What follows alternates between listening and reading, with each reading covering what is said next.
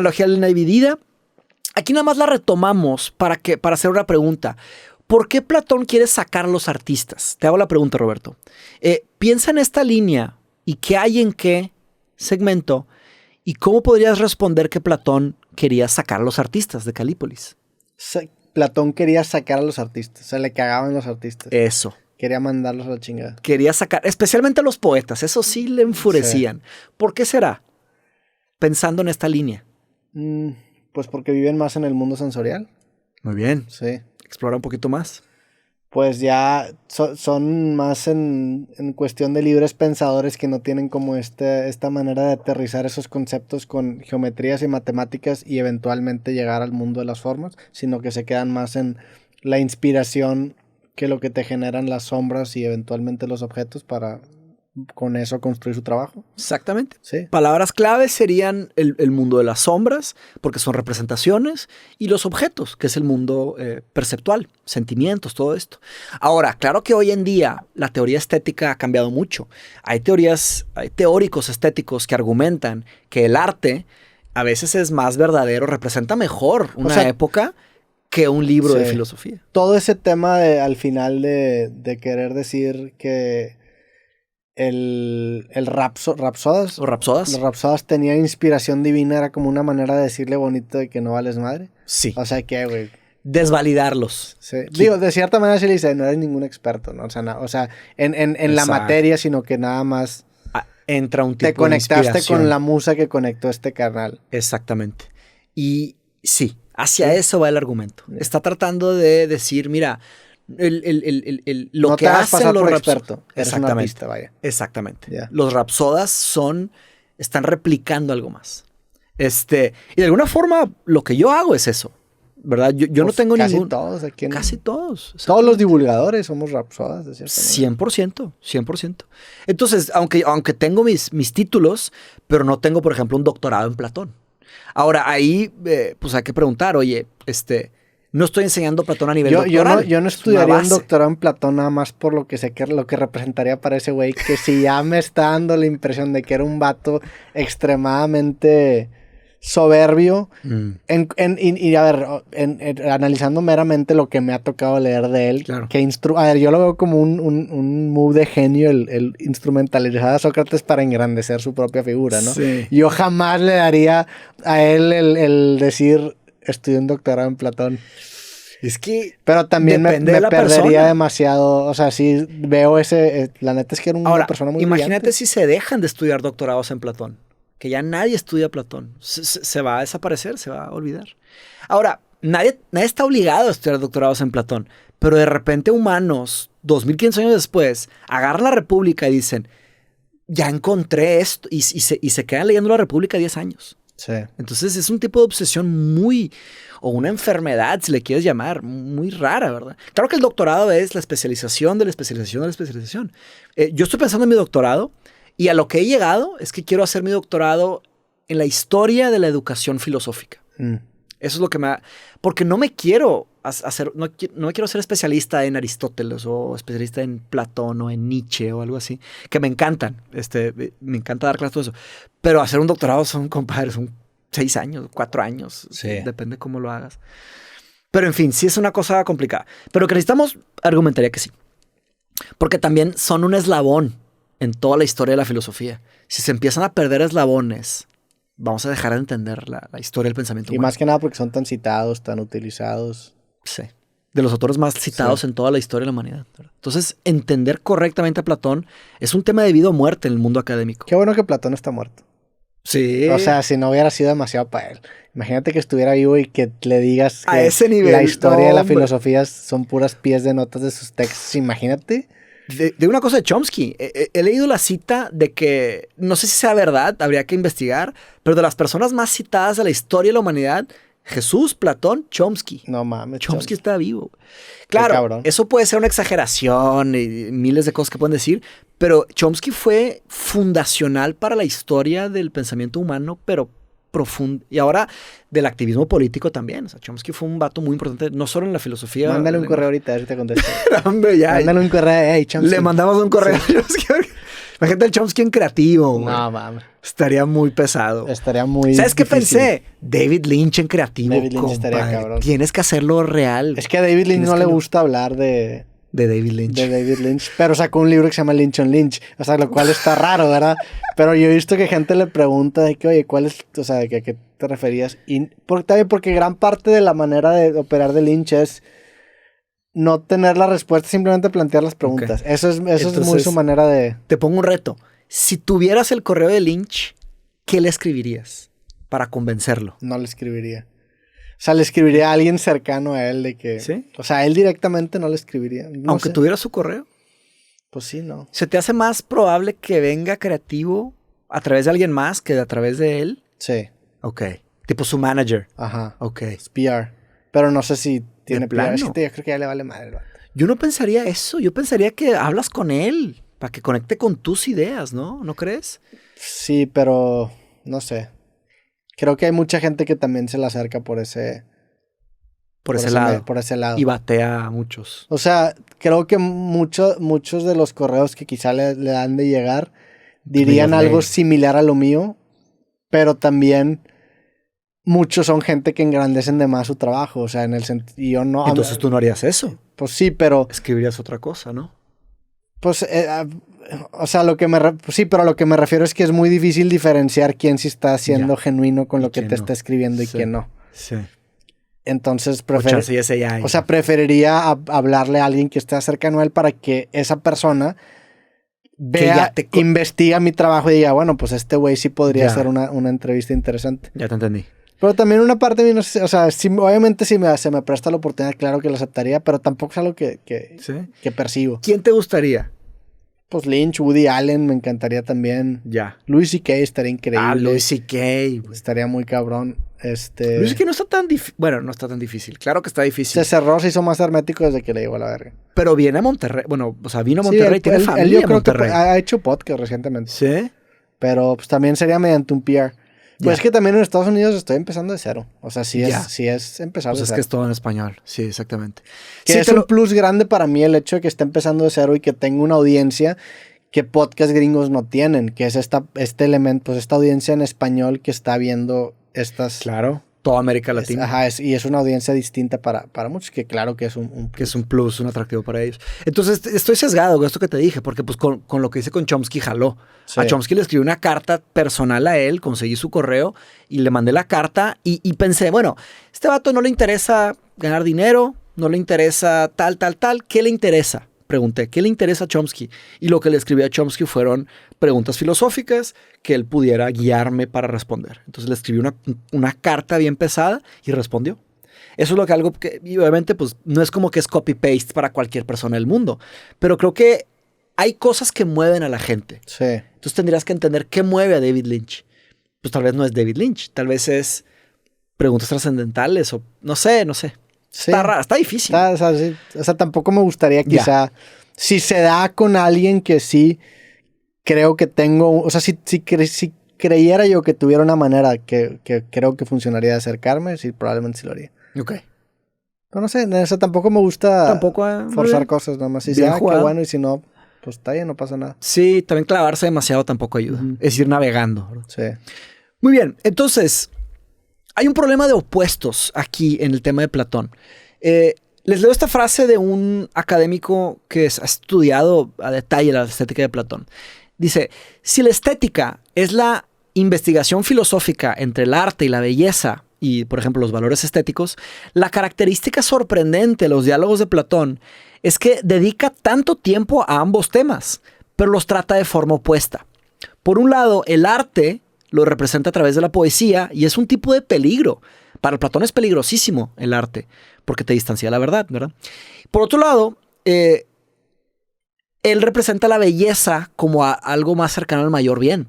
Entonces, ven muy buena luz la belleza y en muy mala luz el arte. Entonces, si la estética estudia las dos, ¿cómo puede haber una estética de Platón? Como que hay un choque ahí entre estas dos. La respuesta para esto es que el mundo de la estética, de alguna forma, se desarrolla formalmente a partir del siglo XVIII, pero las preguntas de estética, es decir, las primeras bases, como que los presocráticos, ¿verdad? Los que empezaban a desarrollar un poquito de ideas sobre esto, sucede con los griegos antiguos. Entonces, aunque haya un problema de opuestos, sí se puede defender que había una estética de Platón, aunque defienda la belleza y ataque el arte. Claro que hay otra inconsistencia ahí que vamos a ver más adelante, que alguien puede decir, espérate, güey, pero Platón era un artista. Platón era un tipo de artista. Ve las cosas que hace, las cosas que escribe. Entonces, ¿cómo que él odia a los artistas si él es un artista? Hay algo raro ahí, ¿verdad? Entonces, ahorita vamos a platicar también de eso. Quiero tocar el concepto de la analogía y la mímesis, ¿no? La analogía viene del griego antiguo también, viene de ana, que sería una comparación, y logos, que sería estudio. Entonces sería un tipo de estudio de las comparaciones. Una analogía es una comparación o relación entre varias cosas, razones y conceptos. Entonces, tú cuando comparas o relacionas dos cosas a través de la razón, estás haciendo una analogía. Por ejemplo, la vida es como un viaje. O un libro es como una ventana para otro mundo. O aprenderás cómo cultivar un jardín. Entonces, estas formas de explicarnos, agarramos objetos centrales y les damos una nueva vida. Conectamos dos palabras. Yo pienso que esto es clave en por qué han durado tanto estos libros. Porque, por ejemplo, si tú haces puras analogías o cosas que pasan de moda o cambian, como que no sobrevive tu trabajo. Esto lo hace mucho Nietzsche también. Hacer analogías con elementos que sepas que van a existir dentro de 5,000 años. Por eso las aforismos y las analogías y las metáforas que usan la naturaleza duran mucho, ¿verdad? Como un río, como el sol, como una piedra, como una línea recta. Eso va a seguir existiendo, ¿verdad? Entonces, esos son cosas que les ayudan a que tengan más vida. Sí, extienden su caducidad. Exacto, extienden su caducidad.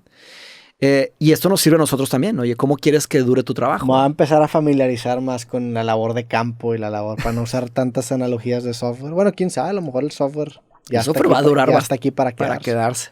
¿Te imaginas un mundo donde se supere el software? No. Está raro, habría ¿no? una singularidad, estaría raro, sí. Porque imaginemos en el pasado, ¿qué venía antes del software? Pues las formas mecánicas de organizar y de administrar. Antes de las computadoras. Sí, era el abaco y la... manual. Era manual, sí. Eran Exceles manuales. Eran tablitas. Tablas, ledgers. Contabilidad, sí. Sí, me acuerdo que leí un poco sobre eso, que a la hora de navegar en los mares, no tenía ningún tipo de herramienta. Hacían tablas. Publicaban tablas para que navegaras. Sí. Entonces te comprabas unas tablas y te ponías ahí. Eso era antes de... Entonces, ¿qué sería? O sea, eso lo que acabaría siendo sería es correr el programa una vez e imprimir los resultados y esa es tu guía. Ya. Podrías... Bueno, no sé si podrías argumentar que lo que... La otra sería generarlos sobre la marcha. Sí. Igual la inteligencia artificial va a generar software sobre la marcha. Se te ocurre una idea y te hacen un programa que te responde, no sé cómo sería. Sí, no creo que, no se me ocurre una manera en la que en el futuro cercano se pueda superar. Sigue habiendo software. Porque si piensas en hardware y software, hardware sería pues todo lo físico, sí. ¿verdad? Y software sería todo lo programado. Entonces, imaginar que en un futuro hayan cosas que no están programadas está raro. Sí. Parece que siempre va a haber software. También está bien cabrón la dualidad que propone hardware y software con alma y cuerpo, ¿no? O sea, como que es extraño porque de cierta manera el software es lo que anima el hardware.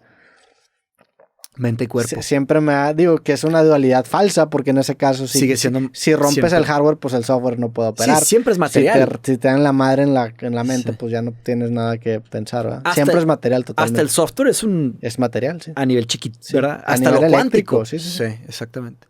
Está bien tripeado. Sí, la categoría software abarca mucho.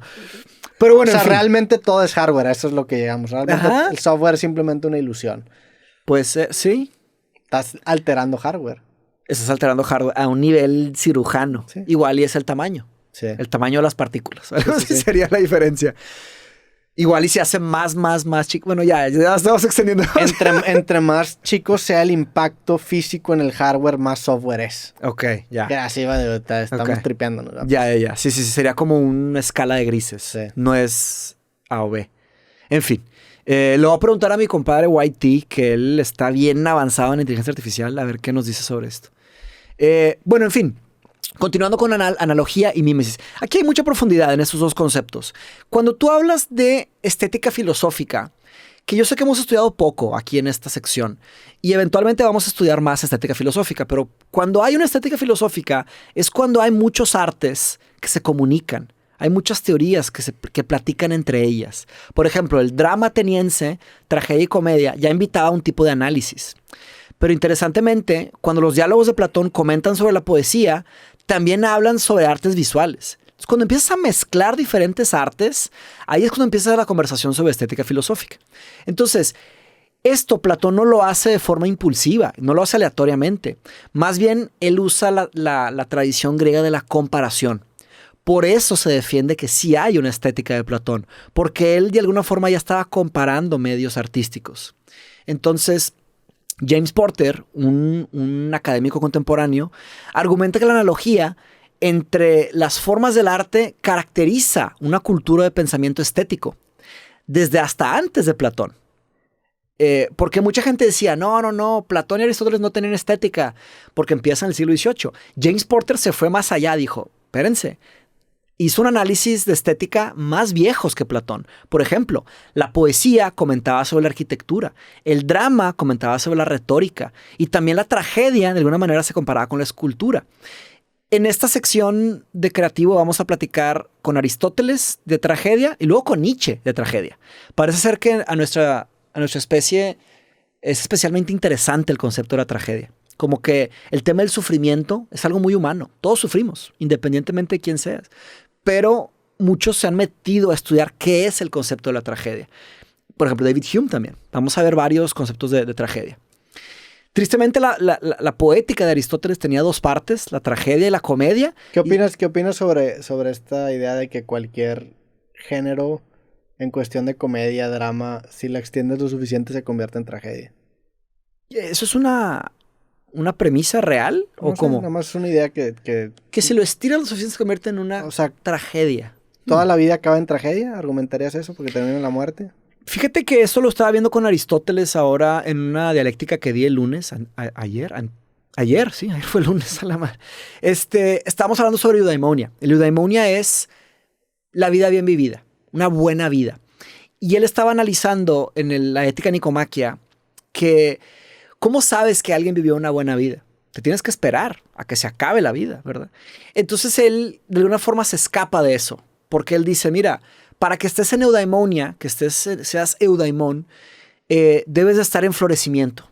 Los diferentes aspectos de tu vida tienen que estar en un sentido de floreciendo. Si te pasa algo horrible o te pasó algo horrible, fue un momento de tu vida, pero simplemente sigues trabajando y sigues construyendo. Y él se va más allá. Él dice, hasta a veces gente que ya se murió, de repente revelan algo y dicen, no, hombre, en realidad su vida era una tragedia y fíjense esto y esto y esto. Y Aristóteles empieza a analizar eso y dice, no te pueden cambiar lo que viviste, siempre y cuando sea verdad que viviste una buena vida. Pero también la distinción entre el género está del lado del espectador. O sea, de quién percibe la historia, porque para una persona una tragedia puede ser una comedia y viceversa. Creo que depende de cómo se desarrolla, o sea, cómo lo hace el artista, ¿no crees? Porque ¿piensas que cualquier comedia se puede ver como una tragedia? Con el set de valores, si le quieres llamar así, correctos de parte del espectador. Pues ahí sería como cambiar los axiomas, ¿no? En las matemáticas. O sea, en un contexto en donde la muerte da risa, una tragedia, una guerra, pensando en una gran tragedia. Un genocidio sería cagarte risa, güey. Estoy pensando en Berserk, que Berserk es una gran tragedia. No te lo spoileo, pero traté de imaginarme cómo ver Berserk como una comedia. O bueno, tú dijiste una mucho peor, un genocidio, ¿no? ¿Cómo ves eso como una comedia? Está el sentido del humor muy oscuro. O sea, entiendo que es un experimento meramente teórico. Claro. Pero eso no estamos estirando un experimento mental. O sea, también estamos antropoformizando antropoformizando de más la historia. O sea, para un ente que viene de otro planeta con otro tipo de contextos, podría se empieza a interpretar atacar de risa. la misma Por información y supuesto. tendría una reacción. Pero también la Ahí risa. sí. Incluso Ah, la exacto. risa. Y La risa es un concepto y humano. el dolor es un concepto humano. Exactamente. Sí, si ve un alienígena y ve las Sí. cosas, las tonterías que hemos hecho, pues tal vez le da risa. Bueno, Sí. quién sabe si tenga risa, Sí, exacto. que sabe que pase. Sí, ahí sí, al hablar de tragedia y comedia, estás atorado en un paradigma Eso sí, humano. ya. Y que si cualquier comedia puede ser una tragedia, ahí lo que yo preguntaría es que si el arte necesita un creador. Porque si hay un creador, pues hay una intención. Entonces, pues te fijas en la intención del artista. Pero hay quienes argumentan que a veces el arte escapa a la intención del artista. Sí, si te vas bajo la lupa de la intención del artista, ahí estoy de acuerdo. Ahí sí, no, exacto. Pero Pero si si te te vas- escapas de la lupa, Ahí sí es en donde se puede se interpretar. vuelve caótico. Sí, me hiciste pensar también en el sentido del humor de ciertos países. Hay un sentido del humor mexicano que pues, no todos lo entienden. O un sentido del humor alemán o británico o japonés o chino que quién sabe si nos dé risa o no. Habría que ver Sí. varios ejemplos, pero creo que se puede estirar un poco la liga, que si se puede estirar en todos los casos se me hace un poco complicado. En fin, ver caso por caso. Entonces, un ejemplo excelente que usa James Porter es el escudo de Aquiles para representar este tema de la analogía y la mímesis. Lo que el dios de la forja y el fuego, Hefesto, representan en el escudo de Aquiles, Homero lo hace en sus epopeyas. En la mitología griega antigua, Hefesto, él era el dios de la forja del fuego y también de los herreros, en fin, de todo esto. Y hay una pieza muy famosa que se llama el escudo de Aquiles. Y aquí en el escudo de Aquiles se ven las historias de Homero representadas en el escudo. Entonces, si el escudo es una pieza artística o una pieza funcional para defenderte en la guerra, ahí adentro ya los griegos estaban representando historias. O sea, Homero era el artista de la época, ¿no? Vato. Era un vato que tenía... Era como un Platón para, ¿verdad? De hecho, hay una idea, un académico que estudia la vida de Nietzsche dice que Nietzsche odia tanto a Platón porque era un excelente escritor. Así como Platón odiaba tanto a Homero porque era un excelente escritor, ¿sabes? Y ese académico argumenta que los 3 mejores escritores de la humanidad han sido Homero, Platón y Nietzsche. Y ese es un vato que lleva 40 años estudiando las cosas. Que nos sugiere, oye, igual deberíamos de leer a Homero también, ¿verdad? Sí. La Odisea y la Ilíada serían esos 2 trabajos. Que de alguna forma, seguro nos tocó leer. A mí sí me tocó leerlo en algún momento, pero sí, no me acuerdo. No me acuerdo sí, no, para nada me acuerdo. En fin, Plutarco acabó escribiendo sobre esto. Entonces, seguimos estudiando por qué se podría ver estética filosófica en las épocas de Platón o antes. Entonces, Plutarco escribió, el poeta Simónides hace explícita la analogía. La pintura es la poesía silenciosa y la poesía es la pintura que habla. Está chido esa frase. Está chida, ¿no? Oye, y ahí te preguntas, ¿cómo empiezan a platicar las artes? Y yo te he hecho una pregunta a lo largo de los años que nos hemos conocido, Roberto, que es, ¿qué es un podcast? Te la he hecho muchas veces y me la has respondido de diferentes formas. El podcast es un tipo de... tiene una estética y es una forma en la que se comunican diferentes artes. Porque como que... ¿Y qué tanto se puede estirar el concepto del podcast, verdad? Porque hay cámaras, hay micrófonos, estamos aquí dedicados, nos preparamos, hay una hay una post, hay una audiencia, pero no está aquí la audiencia. Entonces, creo que ahí habría algo que analizar, que aterrizar, que estoy seguro que alguien ha estudiado a nivel de estética filosófica qué es un podcast. A mí me interesa mucho el concepto del podcast y yo creo que es un formato que todavía no ha dado todo lo que tiene que dar. Por eso quiero crear mi podcast allá.